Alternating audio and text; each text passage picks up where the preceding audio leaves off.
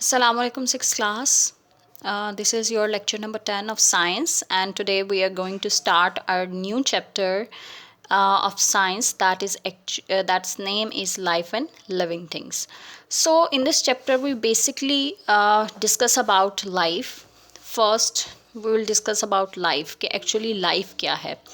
So when we define life, अगर हम life को डिफ़ाइन करना चाहते हैं तो हम लाइफ को डिफ़ाइन करते हैं on the basis of 7 characters. उन करेक्टर्स की बेसिस पे जिसमें हम ये डिसइंटीग्रेट कर सकते हैं या डिफ्रेंशिएट कर सकते हैं कि ये चीज़ें लिविंग हैं और ये चीज़ें नॉन लिविंग हैं. So that all characteristics are called life processes, जिनकी बेसिस पे मैं ये कह सकती हूँ कि बीइंग अ ह्यूमन हम एक लिविंग थिंग है, और एक जो चेयर है या टेबल है जिसके ऊपर आप बैठ रहे हैं that is actually a non living thing.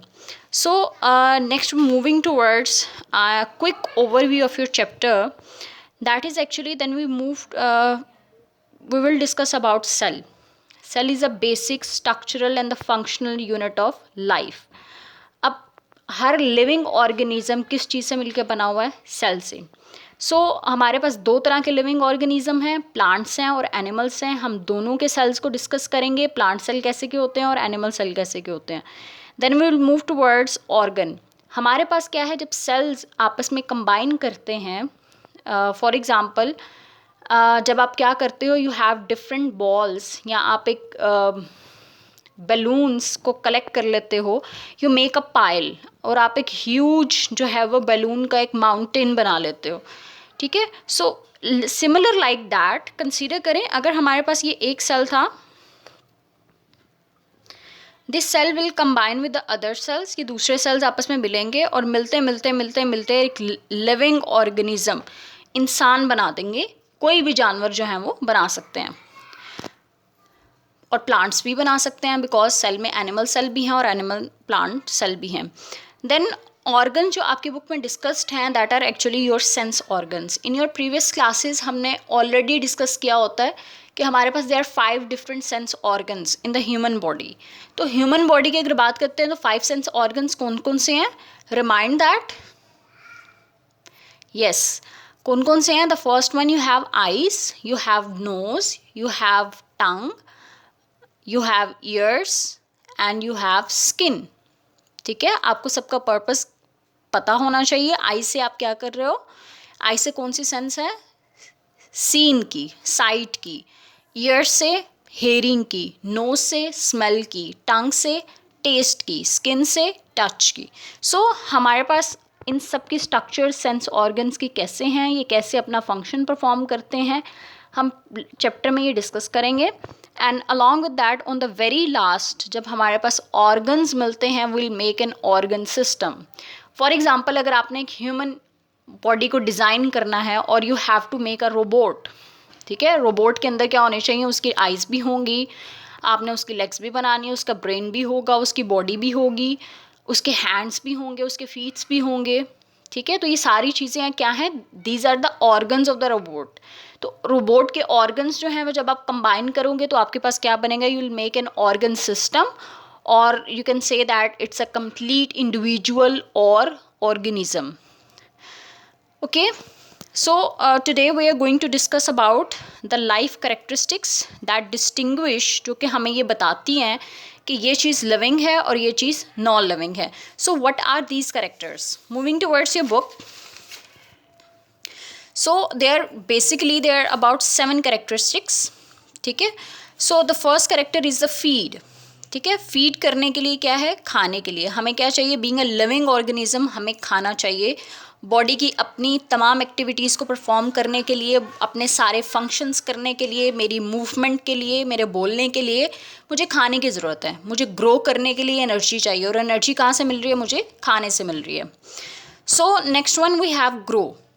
अगर एक लिविंग ऑर्गेनिज्म है वो ग्रो करेगा. ठीक है, for example you see that कि पहले आपका साइज़, आपकी हाइट छोटी थी. जब आप ज़्यादा फीड कर रहे होते हो, खा रहे होते हो, विद द टाइम आपकी हाइट जो है वो इंक्रीज़ होती जाती है. अगर हम बीइंग अ लिविंग ऑर्गेनिज्म, हमारी हाइट इंक्रीज़ होती है, वी ग्रो इन साइज़. अब वो साइज़ आपका लेंथ वाइज भी हो सकता है, वो साइज़ आपका विड्थ वाइज भी हो सकता है. ठीक है.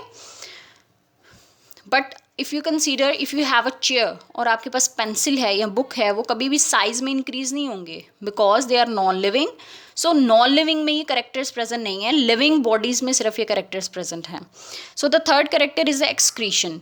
जब हम खाना खाते हैं तो खाने के बाद हम बॉडी क्या करती है, उस खाने को डाइजेस्ट करती है, यानी जिसे आप कहते हो हज़म करती है.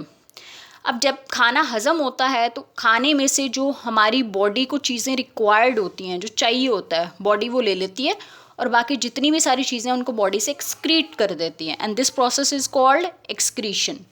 लिविंग ऑर्गेनिज्म एक्सक्रीशन का प्रोसेस होता है, नॉन लिविंग में ये प्रोसेस नहीं होता. Okay, next we have the movement. जितनी भी लिविंग बॉडीज़ हैं वो क्या करेंगी, मूव करेंगी. ठीक है, आप अपनी एग्जांपल ले सकते हैं. We can move eat either we want. ठीक है, हम वहाँ पे जो है वो हर जगह पे मूव कर सकते हैं जहाँ पे हम मूव करना चाह रहे हैं, हम जाना चाह रहे हैं. ओके, बट अगर हम प्लांट्स की बात करते हैं तो प्लांट्स भी मूव करते हैं, बट प्लांट्स की ग्रोथ जो है वो मूवमेंट थोड़ी सी रिस्ट्रिक्टेड होती है, हमें इतनी विजिबल नज़र नहीं आती प्लांट्स की. So next one we have response. ये सबसे मेजर करेक्टर है. रिस्पॉन्स में क्या करते हो, फॉर एग्ज़ाम्पल अभी बहुत गर्मी है तो आपकी बॉडी का एक रिस्पॉन्स होगा, आपको गर्मी फील हो जाएगी. आप गर्मी को कम करने के लिए क्या करोगे, आप ठंडा पानी पियोगे, आप एसी को ऑन कर लोगे, आप फ़ैन के नीचे बैठ जाओगे. ये क्या होगा, आपका रिस्पॉन्स होगा. ठीक है, सिमिलर लाइक अगर आपको बॉडी को बहुत ज़्यादा सर्दी लग रही है तो सर्दी के केस में क्या होगा कि आप गर्म कपड़े पहन लोगे, आप हीटर ऑन करके बैठ जाओगे, आप किसी ब्लैंकेट लेके बैठ जाओगे. ठीक है, तो ये भी आपने क्या शो किया, रिस्पॉन्स किया. सिमिलर लाइक अगर मैं एक क्वेश्चन करती हूँ और क्वेश्चन करने के रिजल्ट में आप मुझे उसका आंसर दे रहे हो तो आप क्या कर रहे हो, you are giving me the response. ठीक है, सो लिविंग थिंग्स जो हैं वो रिस्पॉन्स देती हैं और नॉन लिविंग थिंग्स रिस्पॉन्स नहीं देती. So next point is reproduction. ठीक है, लिविंग ऑर्गेनिज्म जितने भी हैं उनके ऑस्प्रिंग्स होते हैं, उनके बच्चे होते हैं, बट नॉन लिविंग थिंग्स के कभी भी ऐसा पॉसिबल नहीं है. ठीक है, on the very last we have respiration. Respiration क्या है, सांस लेना. ठीक है, इन योर टर्म्स आप कह सकते हो रेस्पिरेशन का वर्ड हम सांस लेना भी और अपने लिए एनर्जी बनाना भी. जब हम सांस लेते हैं तो हमारी बॉडी में क्या प्रोड्यूस होती है, एनर्जी, और उस एनर्जी को हम बॉडी के डिफरेंट एक्टिविटीज़ परफॉर्म करने के लिए यूज़ कर रहे होते हैं. Okay, so remind or recall the 7 characters. The first character was feed, second was remember, growth, third was excretion, fourth point was movement, fifth was response, sixth was reproduction, and the second one was respiration. ठीक है, we have done the 7 characters. On that basis we can say this thing is a living or this thing is a non-living. So what you have to do, dear students, you have to make a table. Okay, you have to make a table on your notebooks. Here you have to put the heading life processes, or you can say that 7 life processes. And then you have the first one, feed, then you have growth,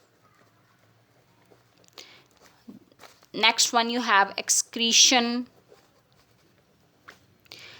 next we have movement, next we have response, reproduction, on the very last we have respiration. ठीक है, okay, जैसे ही आप ये बना लेंगे then what you have to do, you have to write the things that are given here. Okay, that lines that are underlined here, or you have to write the complete paragraphs. ठीक है, for example अगर feed है तो feed के सामने मैं ये complete paragraph right कर दूंगी यहाँ पे, और अगर ग्रोथ की बात करें तो ग्रोथ के सामने मैं ये कंप्लीट पैराग्राफ राइट कर दूंगी यहाँ पे. You have to learn this. आपको ये 7 करेक्टर्स याद होने चाहिए. आप ये तमाम लाइंस जो हैं, पूरे पैराग्राफ्स जो हैं, वो इनको आप राइट करोगे. राइट करने के बाद you will do its practice, और प्रैक्टिस जो है वो टीचर को सेंड करोगे. Okay class, hope you are all clear with your lecture, and okay, we'll do next in our next lecture. Okay class, Allah Hafiz.